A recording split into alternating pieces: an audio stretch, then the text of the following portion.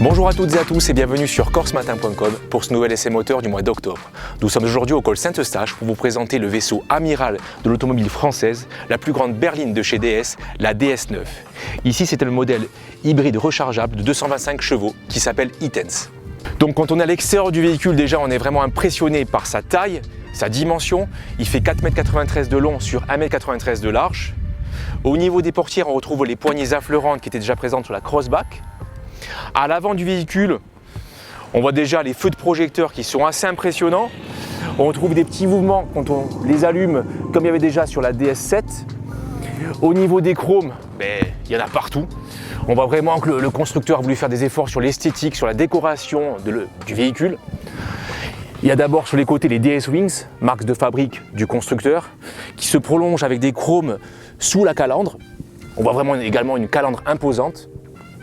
Et ensuite, au niveau du capot, on voit ce sabre chromé, une volonté du constructeur de faire repenser aux DS de l'époque.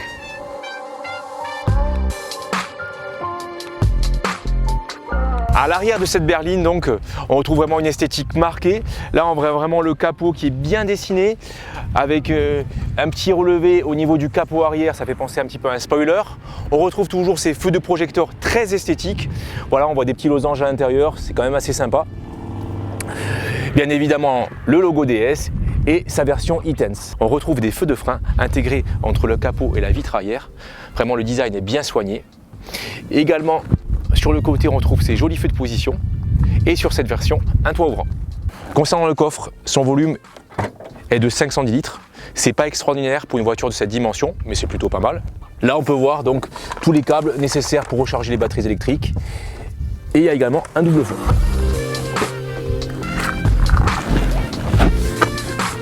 Quand on rentre dans ce véhicule, on est vraiment impressionné par le luxe de l'habitacle. Dans cette version Opera, il y a du cuir partout.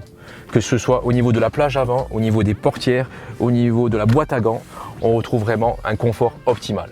La console centrale est plutôt ergonomique, le levier de vitesse est bien placé, il a des boutons chromés sur les côtés, des rangements toujours ici, et également un chargeur induction pour les smartphones. On dispose d'une très haute technologie avec un écran de 12 pouces personnalisable au graphisme élégant. Il propose au conducteur l'affichage de toutes les informations de conduite via un menu déroulant que l'on retrouve sur le volant.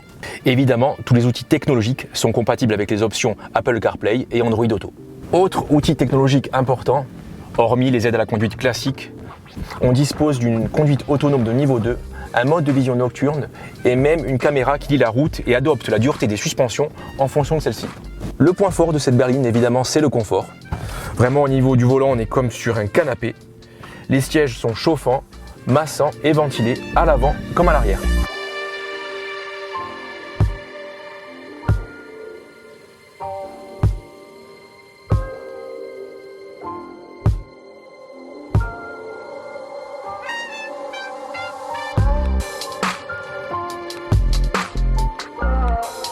Cette berline est une hybride rechargeable. Donc là, il s'agit là de la version e-Tense de 225 chevaux. Le constructeur propose également une version à 360 chevaux hybride rechargeable et également une pure thermique de 1,6 litre. Au niveau justement de l'autonomie électrique, DS annonce 50 km, ce qui n'est pas des masses, mais bon, c'est le problème de tous les hybrides rechargeables. Et comptez donc 1h45 sur une borne standard de 7,4 kW. En revanche, sur une prise domestique, il faudra compter 3 heures. Au niveau de la conduite, on retrouve 4 modes, le mode sport, le mode électrique, le mode confort et le mode hybride. Sur la montée du col Saint-Eustache, donc petite route de montagne, on a testé au mode sport. Là, on voit que les suspensions se durcissent, deviennent plus rigides, la voiture se rabaisse et elle ne bouge absolument pas. Vraiment, c'est étonnant. On n'a aucun roulis, aucun balancement, vraiment avec un empattement énorme, vu la taille de la voiture, il n'y a vraiment rien à dire.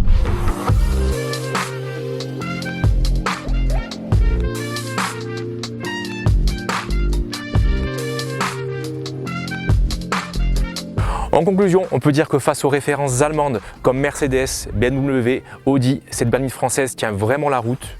Au niveau de l'esthétique, des finitions, de la technologie, elle n'a vraiment pas à rougir. De plus, le constructeur DS affiche des prix compétitifs. Il faudra compter pour un prix de départ aux alentours de 48 000 €.